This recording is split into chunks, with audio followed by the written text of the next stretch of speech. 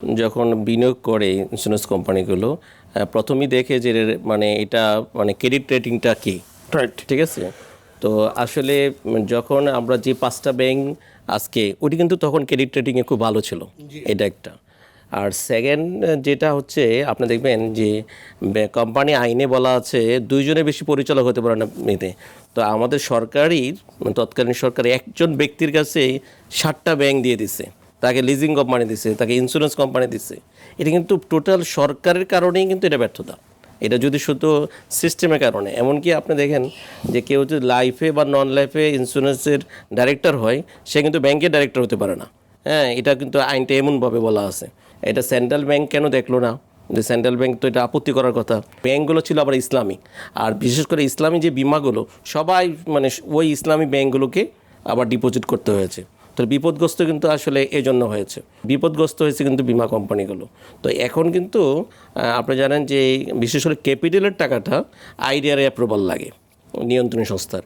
কিন্তু আমি যদি মানে প্রিমিয়ামতে টাকা আনি, সেটার একটা গাইডলাইন আছে। এখন যে গাইডলাইন যদি অনুসরণ করা হয় তাহলে এটার কোনো সমস্যা না।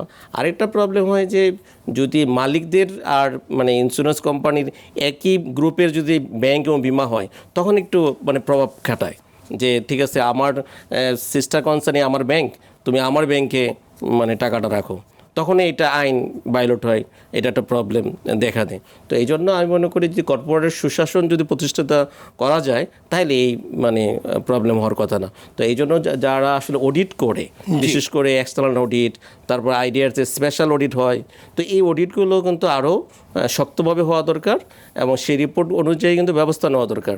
তাইলে এই ধরনের মানে প্রবলেম মানে হওয়ার কথা না।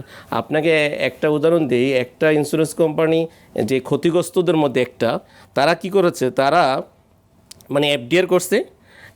এফডিআর করার পরে মালিকরা আবার লিয়েন করে লোন নিয়ে গেছে। আপনি তো এফডিআর করছেন 9%, ওই নিয়ম হচ্ছে আপনার যদি টাকা থাকে, পার্সোনাল টাকা থাকে, তো আপনি মাত্র 2% লোন পেয়ে যাবেন। তো এটা করছে কি মানে তখনকার লোন ছিল 15%, তাকে খুব অল্প থেকে সেই এফডিআরও আবার পরিশোধ করা হয়নি। তখন তারা কি করছে, তারা ওই ব্যাংক করছে কি, ব্যাংক ওইটা কিন্তু পারে না, ব্যাংক ওই এফডিআরগুলো আবার ইনক্যাশ করে ফেলছে।